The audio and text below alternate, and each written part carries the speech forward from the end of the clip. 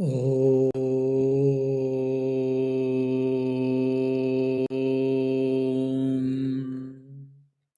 सर्वे सुखिनः सन्तु, सर्वे सन्तु निरामयाः, सर्वे भद्राणि पश्यन्तु, मा कश्चित् दुःखभाग् भवेत्. O Lord, please bless every being on this entire universe. So may everyone be happy. May everyone be free from all the difficulties and worries. May I be able to see the good and do good. Om. Peace, peace, peace. Dear devotees, as you all know, today we are having an interesting topic for discussion. It is not only interesting topic for discussion as from the point of inquisitiveness, it is also a practical problem for all of us. For example, we use mobile every day for a lot of activities. When it is working well, we don't have issue. When it get into problem, then we try to fix it either with ourselves or we go to a technician, we try to get it. And technician, he tries to fix something, but he can't do completely and he gives back, sorry, this is what I can do it. Now I don't have a money or I don't have any other alternative to get the new ones. So with the present mobile, I have to manage. The mobile is giving some, I'm able to use it mobile, no doubt, but at the same time, it is also giving some problems. So with that mobile, I have to use, I have to, talk with people, I have to do my bank transactions, and many transactions I have to do, and many times I get into problem. I lose my patience. It sometimes it can waste my time and whatnot. Similarly, the so-called wonderful instrument is given by God, which is called mind, or manas in Sanskrit, or chitta according to Patanjali. Now it is pure. It was pure. It was so pure and so powerful and whatnot.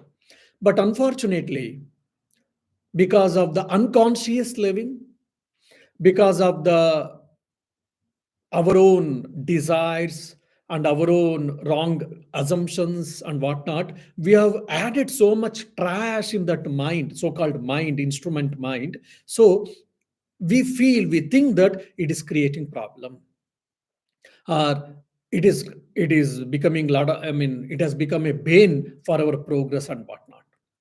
So mind is a wonderful instrument given by God. So how do we use it? It depends on us actually. For example, we have got a knife. Using a knife, we can cut vegetables.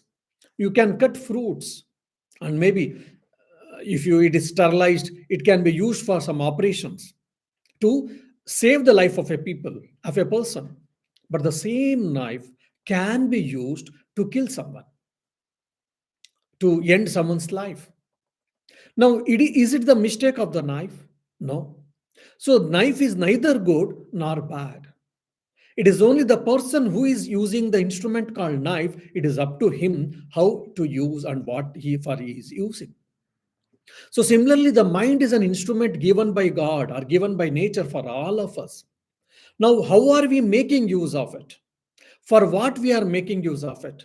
And to what extent we are making use of it? It all depends on us. So here we have to use our discrimination. We have to use our conscience or whatnot. So the mind is a wonderful instrument. If I am happy, if I am sorrow, or I am unhappy, for that our mind is a reason. Now we cannot blame the mind. It is because how we tame the mind, how we color the mind, so it gives back the reaction or the results. So it is up to us now to handle this mind. But in spite of that, we all know this probably, it is nothing unusual. But mind has got a wonderful capacity. And today, even the so-called brain is called an hardware and the mind is a software, we can say. And Swami Vivekananda has given a wonderful lecture on powers of the mind. What not you can get it by mind. If you control your mind, you can control the movement of the sun. You can control the movement of the stars and planets and the moons. You can control the rain. You can control the movement of clouds and whatnot. In Vibhuti Pada, in Patanjali Yoga Sutras, all these things are discussed. And we can live in a subtle form and we can live for a long time till the end of this creation. So much powers, occult powers, we can get it if you use your mind in a proper way. If not, our life can be miserable. I may have everything, whatever I want, more or less, but still I can be miserable creature in this world. Why? Because if you are not handled the mind, if you are not tuned or tamed the mind in a proper way. However, mind is the nature of the mind is a restless. Many of the saints and the scriptures have said this very clearly. And in one of the scripture, he it beautifully narrates what is the nature of a mind for most of us in a common folk. Now, the mind is compared to a monkey. Now we are all sitting and we are listening the lecture, or you are all listening the lecture. You are, for example, if I bring two, three monkeys here and ask, "Oh, monkey, I am giving a lecture on control of the mind. So just listen and try to control your mind." If I say, even by the time I finished my sentence, probably, if not, they will jump to some other place or from one chair to another chair or whatnot. Because the nature of the monkey is quite restless. We all know that. In every second, it keeps on jumping from one branch of the tree to another branch or from one tree to another tree. It is quite restless. Now, the same monkey has been bit by scorpion. A scorpion uh, has bite the monkey. Now, monkey has got pain. A lot of that pain, tremors it has got. Now, first of all, it was a monkey. It is a monkey, and it has got a bit by scorpion. Now, in that pain, you can very well imagine what will be the plight of the monkey, state of the monkey. And to add it to this, someone just to have a fun or what for whatever reason, they they gave the liquor, wine or whatever. So the monkey has consumed the wine now. Monkey bit by scorpion and it is consumed wine now. Wine or beer or whatever you can say. Afterwards, then a devil, a ghost has entered the monkey. Now, very well, we can imagine, just we can go to our imaginary world and we can very well imagine what will be the condition of that monkey. It is very, I mean, sometimes it can, some of us we feel that it is beyond imagination how it will be jumping, how it can be highly volatile or restless or whatnot. The scriptures say the same similar nature is our mind, the nature of our mind. Like it is a monkey mind, it has a hit by scorpion means hit by lot of desires, worldly desires, and monkey is consumed the liquor. I'm been consumed from my attitudes, my perceptions, and my thinking, good, wrong thinking, all these things. And a ghost has entered is what ignorance we can say that. So that's why my mind is highly volatile, highly restless. Even they say in a day, around 21,000, around roughly 21,000 thoughts are the vrittis, we say in a Patanjali Yoga Sutra. Vrittis, thoughts crosses the mind itself. In one day, 21,000 minimum that is. Now, every second, so many thoughts are crossing over our mind. Some we are aware, some we are not. Some we are partially aware, some we are not aware. So many thoughts, thought waves are crossing over our mind every moment. That's why our mind is highly volatile, highly restless. That's why we are not able to concentrate. Now, this is nothing new for all of us. We are experiencing every day, every moment. Once in a while, sometimes we get motivated, we get inspired, and we get partial concentration. Now, Yoga Chitta Vritti Nirodha, we all know that. Before that, the first sutra of Patanjali Yoga Sutra, that is called Atha Yoga Anushasanam. So I am going to narrate or define what is yoga. That's what the Patanjali gives the sutra in a cryptic form. For that, Vyasa has written a beautiful commentary for this Patanjali Yoga Sutras. Around 119, I think, sutras are there. In that, actually, Vyasa, he describes about the mind, the mental state, and he describes actually the five states of the mind. Unfortunately, in present day, many of the authors and many of the YouTube or Google teachers, so-called yoga teachers, they keep on saying that Patanjali has given the five states of mind. Patanjali has given the five states of mind. No, Patanjali has not given directly the states of mind. It is only Vyasa in his commentary. He has mentioned these five states of mind. Now, what are these five states of mind? One is Kshipta, it is called monkey mind, completely distracted. Now, the second is Mudha, donkey mind, it seems, or stupid mind, or dull mind, or whatever. We will go to details. The third is Vikshipta mind. Vikshipta mind is butterfly mind, something quite interesting, or I think better, maybe, partially focused. The fourth is Ekagra. The fourth state of the mind is called Ekagra, that is considered as crane mind, and it is concentrated mind, one pointed mind. The fifth state of mind is Nirodha. It is called self mastery or complete cessation of the thoughts. Now, five states of the mind, I'm speaking now. The first three states for people, for anyone who has got the first three states, which is called Kshipta, Mudha, and Vikshipta, for them, yoga is not possible. Yoga is not possible means what? Yoga asanas? No. I'm not speaking of yoga asanas. Again, unfortunately, today in present day scenario, yoga means physical exercises and little pranayama it has become. That's only very infinitesimal part of yoga. Here, yoga is not possible according to the author, means it is only the spiritual life, the concentration or the enlightenment is not possible. Who has got a Kshipta state of mind, Vikshipta state of mind, and Muda state of mind, for such people, meditation is not possible. Realization of the self is not possible. Emancipation is not possible. If at all, if you want to, if you wish to have, then you should get ekagra. You should able to achieve ekagra state of mind. Then you should go to nirodha. You should achieve nirodha state of mind. Then only for such a person, this yoga is possible. That is, emancipation is possible. Now, what is this kshipta mind? That is called monkey mind.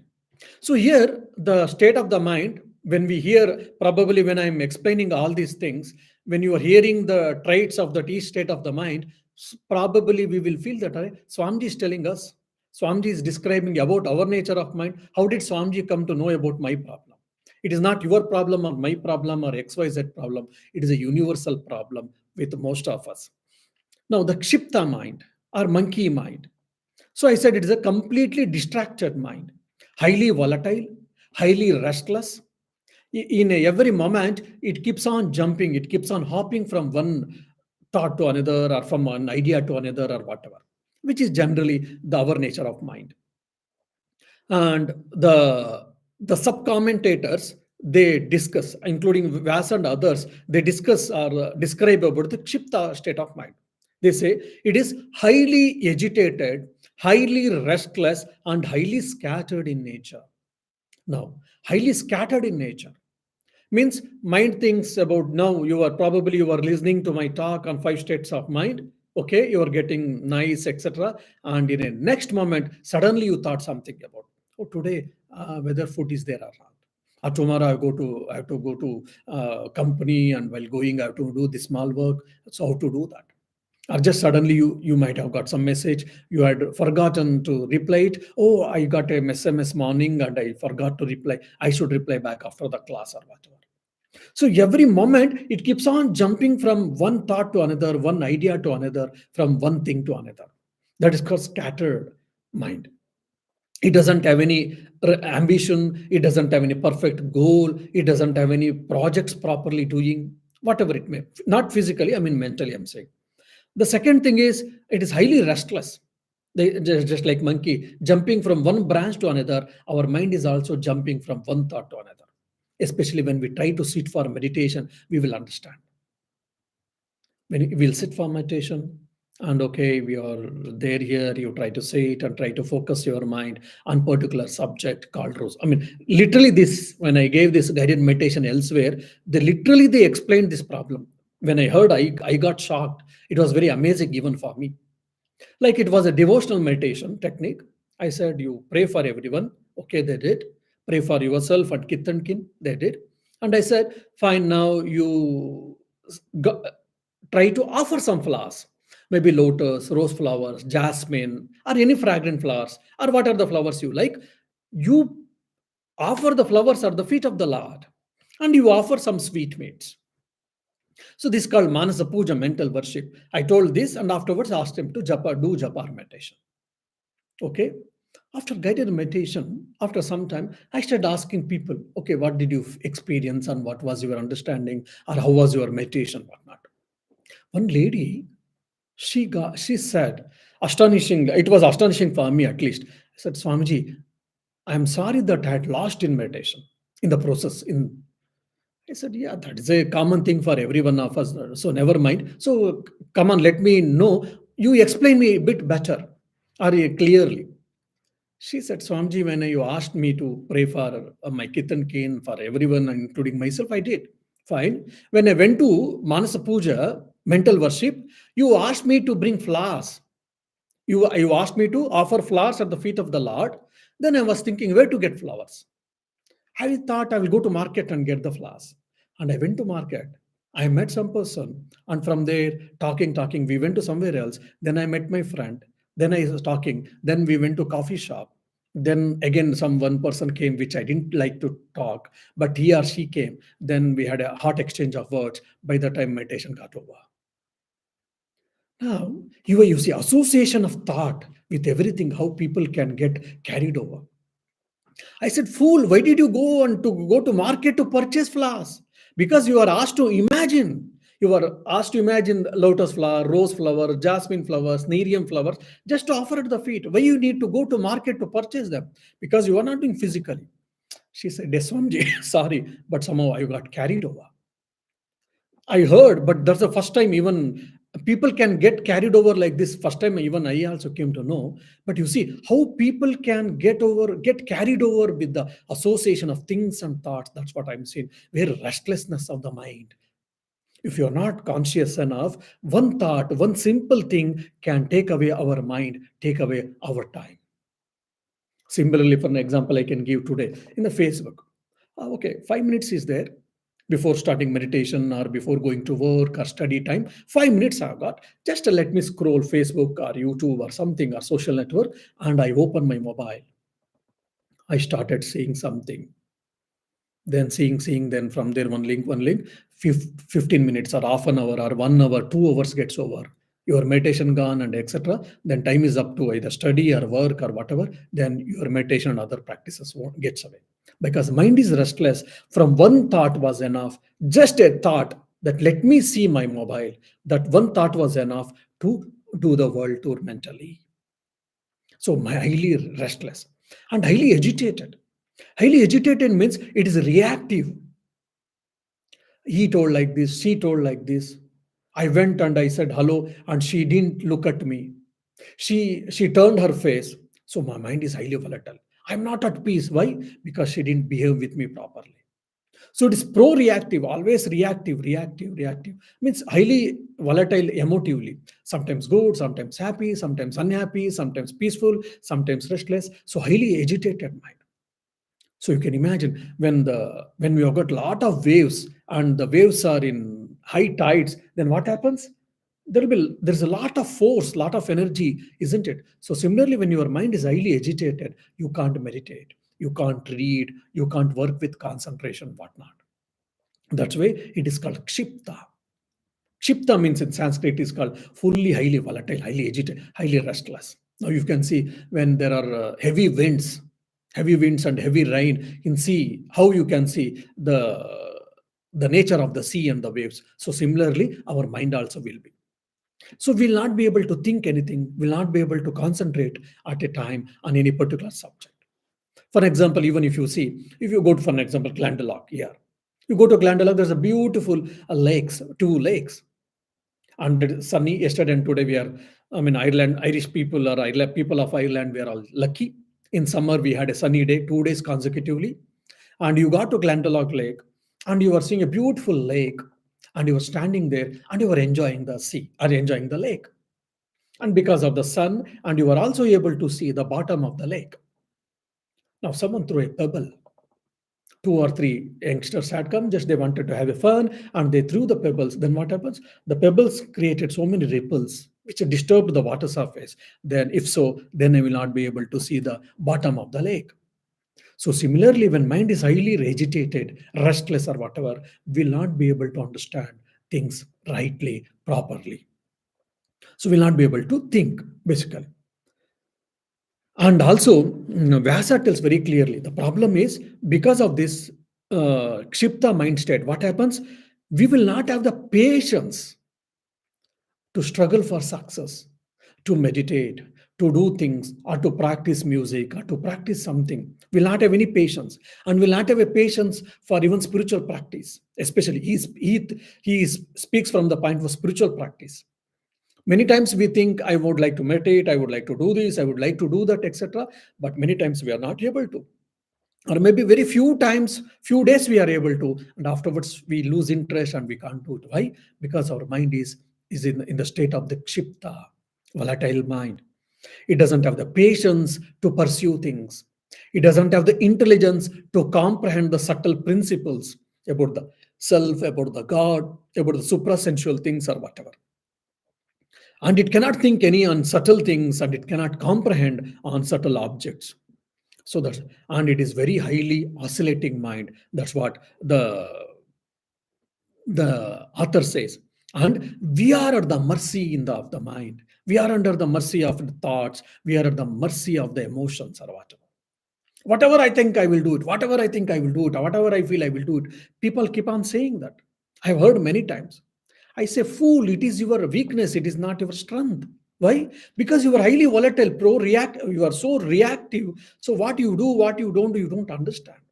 You have to have a discrimination, whether it is required or not required, whether it is beneficial or not, whether it brings good for you and for anyone else. We have to think. We don't think. And our weakness, we are thinking that it is our strength. Oh, Swamiji, my mind is going here and there and all, I'm unable to control. And they explain in such a way that when they come to counseling with me, they explain in such a way that as if they are achieving something.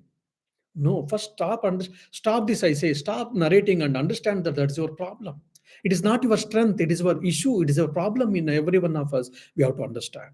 So we are at the mercy of the mind. We are under the mercy of the thoughts and feelings. It is so volatile, and it is dragging us. We are not able to control. For an example, there's a huge water, a river, which has got a strong current, like Ganges or Brahmaputra. Now, though I may know bit swimming, but still many times I cannot swim across because the water current is so fast, it carries away, it takes away me. I cannot reach the other side of the shore. So similarly, most of the time, our mind is getting agitated, mind is distracted and restless. That's where the success, either in the mundane life or in the spiritual life, is not possible for all of us. When we hear lectures, when we read some good books, when we think something good things, we decide, let me get up every morning, let me try to meditate half an hour or 15 minutes, 1 hour or whatnot. We think we may try to do 1 or 2 days or 3 days or whatever, again we will miss it. Or we'll feel, oh, it is a boredom or it is not interesting, and we thought, we understood, we decided about doing meditation, its benefits and all. We are not able to continue. Why? Because of this nature of this mind called kshipta, highly volatile. It doesn't have a patience. It cannot hold on to something. That is a problem. This is what kshipta. The second state of the mind is what? Mudha. Mudha means it is a dormant. It is a lethargical. So today morning, someone was supposed to, some young chap was supposed to come at 10 a.m. here for some service. 10 over, quarter past 10 over, half past 10 over, quarter past 11 over, 10 minutes to 11, he phoned. Said, Swamiji, sorry, I got up late and I have to take bath and I have to have my breakfast and some other work is there. I will not be able to come today. I'll be unable. Sorry. 11 o'clock, he got up on Sunday. Fine, most of us, many of us, we may do it. Now, afterwards, we say we don't have time to do this. We don't have time to clean our house. We don't have time to wash our clothes and whatnot. Why? We are so lethargical. Morning, I thought 6 o'clock to get up. I set my alarm. Alarm rings and said, oh, 5 minutes, 10 minutes, 15 minutes. I put off alarm and half an hour, 1 hour late, I get up. And again, I will be running to go things. Why? Because I'm late by 1 hour from the bed. I would like to do this. I would like to do gardening. I would like to work. I would like to cook. I would like to meditate. I would like to study. I would like to learn music. All these type of things we will do list, but many of the time we don't do it. Why? Because of the laziness, letharginess. This laziness can be discussed for 1 or 2 hours actually. So it is basically dull minded, lazy state, lethargical, and slow witted, and stupefied, and uninfatuated, also, they say. Infatuated in the sense like so lethargical, actually, in that sense, I wish to say. And the main nature of this, the one of the important nature of this, the state of the mind called muda is procrastination. Let me do tomorrow. Let me do tomorrow. Let me do tomorrow. How many tomorrows came? God knows. Probably a year or 2 or 3 or 4 or 5 years over. Still, I'm saying that tomorrow I will do, tomorrow I will do, tomorrow I will do. One fine day I will be nearing the death. I decided something to do during my young days, and I was so much I was so good at, I was so much established in procrastination. It happened so that I'm almost, I've come to the frag end of my life, but still I couldn't complete the task because of procrastination. This is the nature of the mind.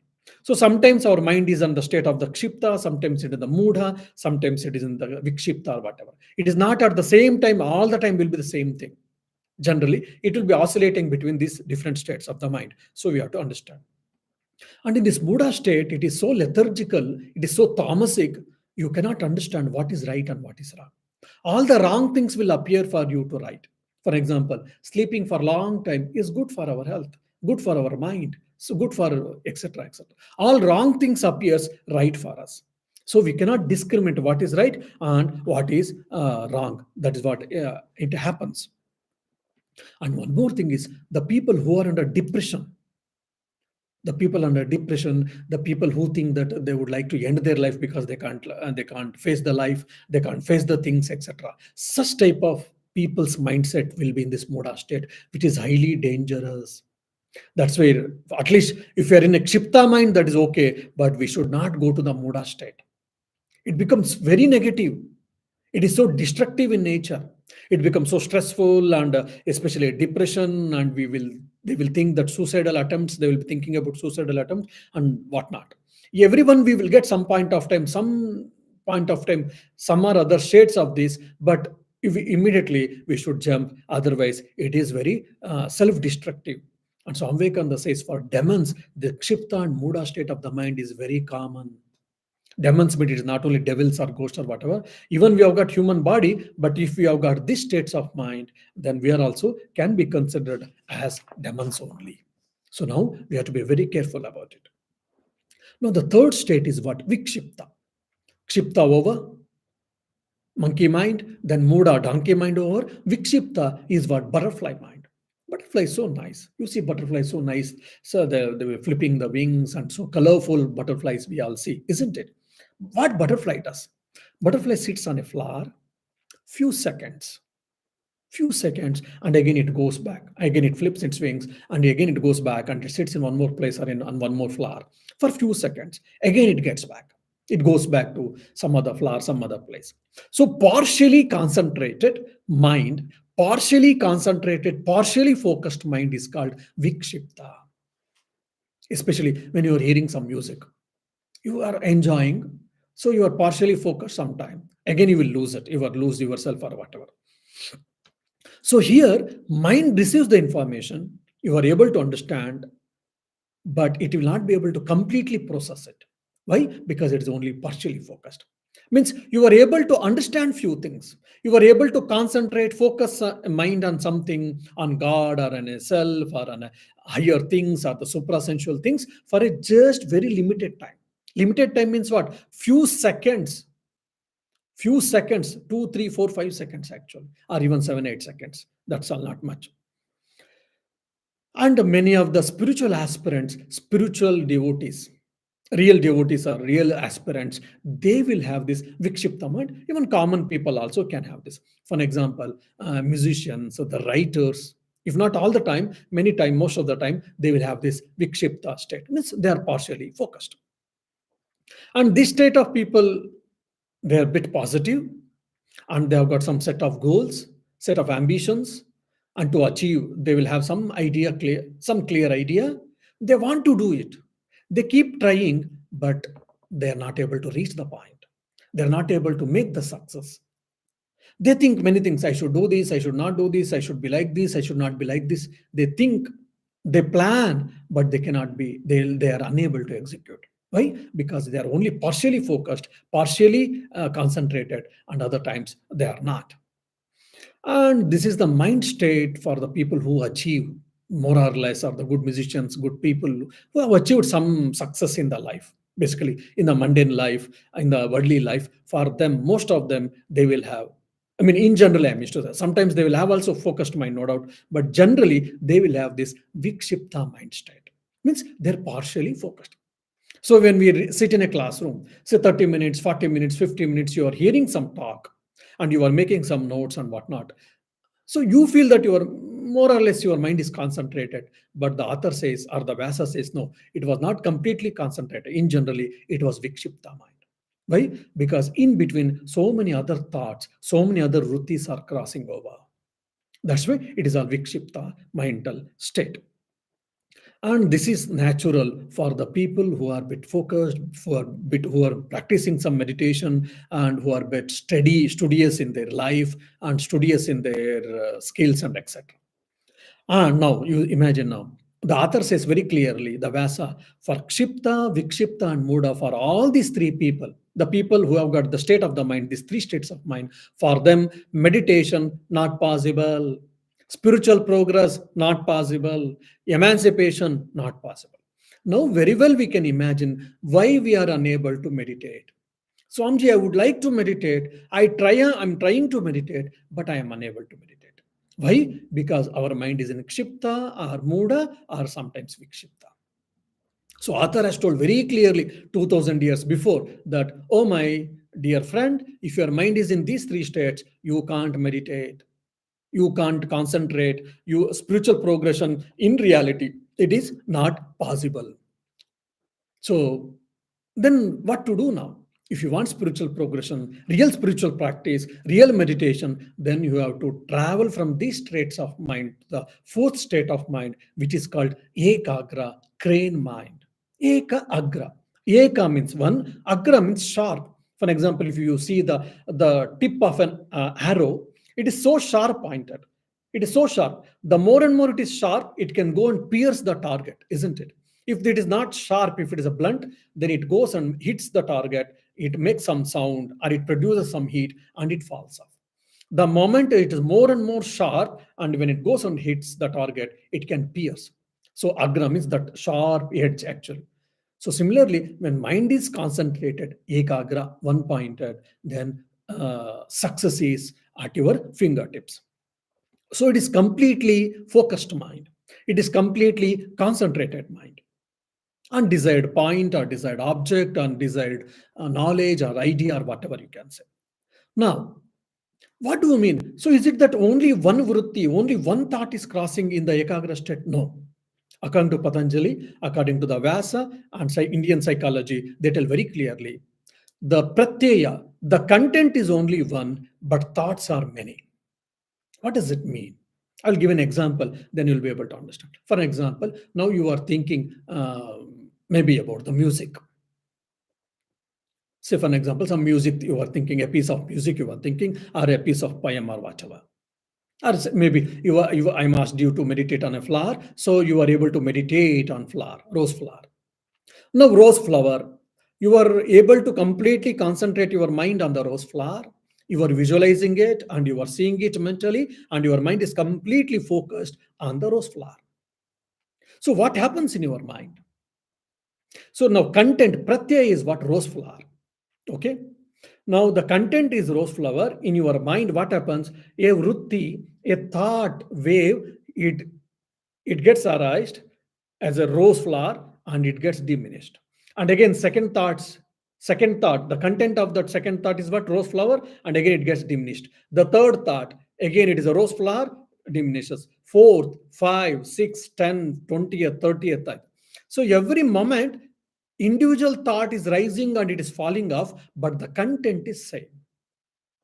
One content, one pratyaya, one subject matter of a thought, but the so many thoughts are coming. But only one thought maybe, just rose thought coming, rising and falling, rose thought rising and falling, rose thought rising and falling.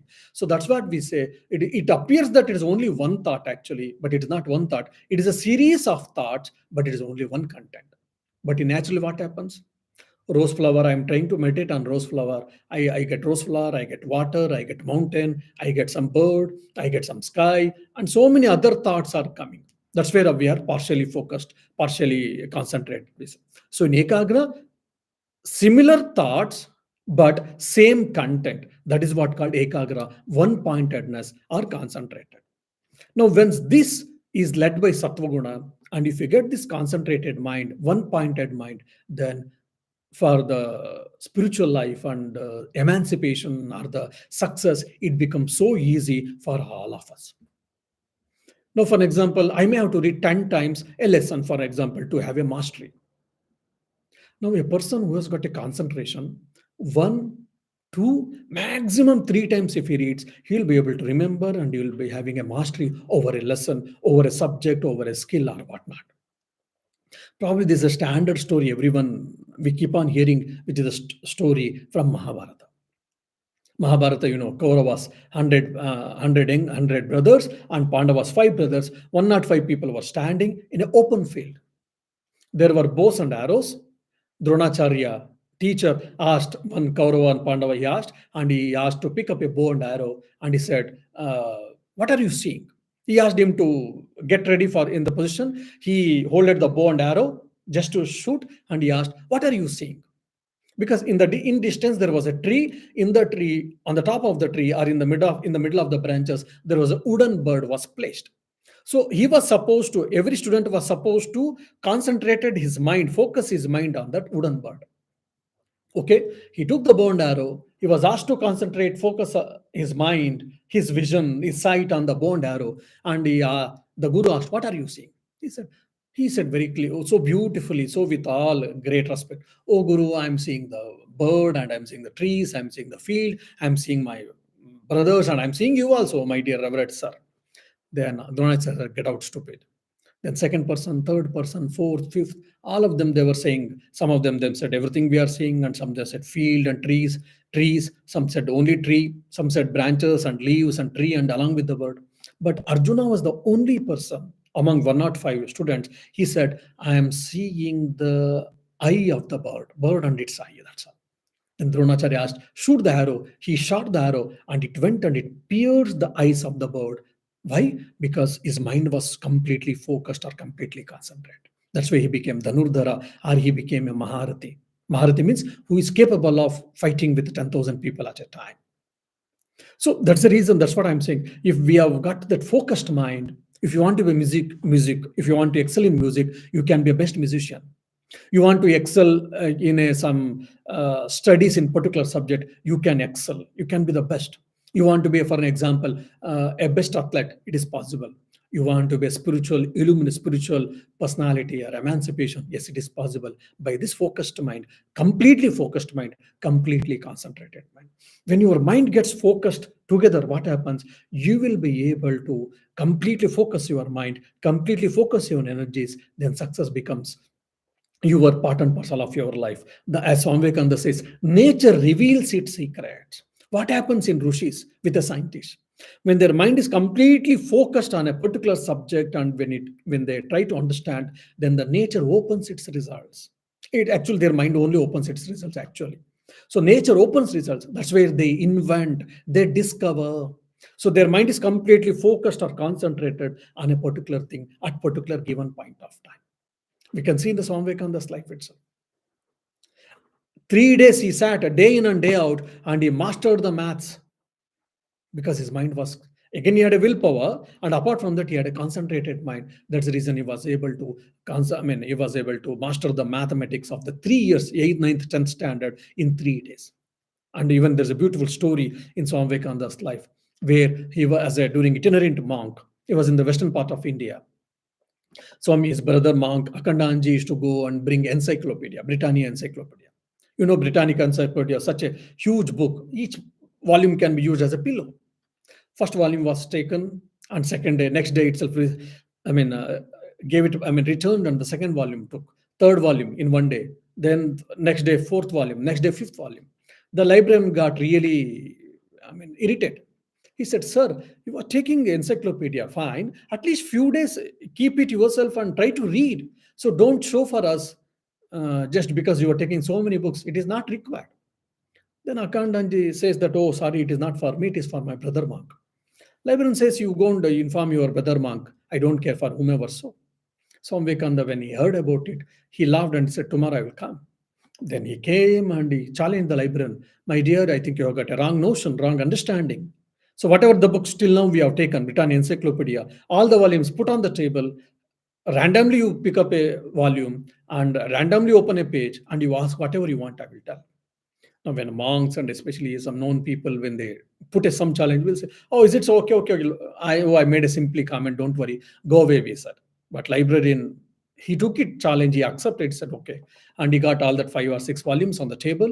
Randomly picked one volume. Randomly opened a page. In that page, whatever the subject topic was discussed, he asked.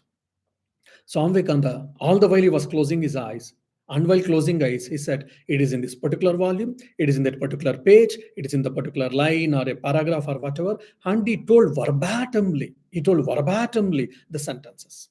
What is ever in the encyclopedia. The librarian was, he got astonished and probably he started heavy sweating because he had never seen a such person in one day. He has mastered the entire encyclopedia, one volume in a day. How is it possible? Of course, it is a yogic mind, no doubt. But this is because of the ekagra, concentrated mind. Once we get that concentrated mind, we'll be able to know. Let me go to next one. That is called Nirodha. Probably today I'll be able to discuss only the states of mind. Next week I'll be able to discuss how by meditation and through other steps, how one can have the mastery over the mind. The fifth mind is called Nirodha. So yoga's chitta vritti nirodha. That nirodha, to explain only this, all this has come actually. Nirodha means what? Complete cessation of the thoughts. In the ekagra state, what happens in the complete focus mind? One thought is going. One thought, similar thoughts, but one thought. One A thought, B thought, C thought, D thought, but the content is same. Now, in the Nirodha state, when you continue still to practice the ekagra and through other steps, then what happens? Completely mind gets completely blank, that there will be no thought at all. Complete cessation. That is called Nirodha. One more meaning is what? Self-mastery. At my will, I think, at my will, I stop thinking. That is what self-mastery, Nirodha, that is also. So yoga chitta vritti nirodha. So here, when the mind completely, when you empty the mind with the thoughts and you suppress or you control and no thought has been allowed to rise, then what happens? The mind behaves, stops acting, stops functioning. Then what happens? Then Purusha Prakriti Bheda Gnana happens. The Purusha has misidentified himself with the Prakriti and thinking that I am Prakriti, I am body, I am mind, I am so and so, I am this, I am suffering, I am feeling happy, I am blissful, etc. etc. All that belongs to mind or Prakriti and not me, I am Purusha. That Gnana, the Purusha Gnana, the knowledge of the self happens. It shines. That's what the emancipation, the Sankhya Yoga and Patanjali Yoga, they say. For to attain that, they have to practice meditation, to have to practice all other techniques. So that Nirodha means what? Self-mastery or complete cessation of the thoughts. So no thought will rise. It is completely blank. Blank means it is not considered as a void or whatever. Basically, their mind stops acting. Mind completely stops acting. So that means that person has gone beyond three gunas. We all know Sattva-guna, Rajoguna, Tamoguna. So mind goes beyond the three gunas. Then what happens? For such a person, he attains emancipation. And he continues, then he goes to Asampragnata Samadhi, Dagda Bija, Avastha, Viveka, Khyati, all these technical things they discuss in Patanjali Yoga Sutra, so that I will not be discussing. So Nirodha means it is completely cessation of the thoughts or self-mastery. Now, how to attain that? Patanjali says three things. The first, who is the best candidate, best student, you say, best spiritual aspirant for them, he says, Abhyasa and Vairagya. And in Bhagavad Gita also we say. So Abhyasa and Vairagya is for the best students, best spiritual aspirant. Okay, now we doubt or we question and we say probably, oh, Swamiji, I am not the best student. This is what the scripture says. Always they give the first techniques for best students. And if you feel it is not so, then for mediocre. Okay, if so, then you come to mediocre. So for the mediocre, Patanjali gives Kriya Yoga. What is Kriya Yoga? Kriya Yoga is famous nowadays, no doubt. I will be discussing. What Kriya Yoga is for mediocre students. What is mediocre student? What is the nature and characteristic we have discussed? We will discuss. If you know it, then Kriya Yoga. Then you say, oh, Swamiji, I think even I am not in mediocre. I'm in a low level. I'm just beginner. I'm at the low level. If so, then for such people, Ashtanga Yoga has been taught. First is Abhyasa and Vairagya. The second is Kriya Yoga. The third is Ashtanga Yoga. Ashtanga Yoga is taught for beginners or for the very low level mass, and not in the derogative sense I'm using low level, just beginners or in the very little focused we have got or whatever. So today Ashtanga Yoga itself has become so popular. It has become so important, and it has become so fascinating. And if you feel Ashtanga Yoga, if you get everything, we will get it. All these things we are thinking about it. But if you see in the Patanjala Yoga as a system of sadhana, Ashtanga Yoga is given for the beginners or the low level spiritual aspirants. But unfortunately, that itself has become a big thing, or that itself has become a big challenge to practice Ashtanga Yoga itself for many of us. It is unfortunate. Anyhow, our minds are going down probably. We have to be careful, and may God bless us so that we shall understand this. At least now you might know now. You know what is the nature of the mind when particular state, why you are not able to concentrate, why you are not able to meditate, and whatnot. And the three steps, what has been told by Patanjali, let us try to discuss and let us try to put into practice so that we will have a self-mastery and we will get emancipation and we'll get success in the mundane life and in spiritual life. We shall try to be happy and peaceful and whatnot. Om Shanti Shanti Shanti Hari Om Tat Sat Shri Rama Krishna Arpanamastu.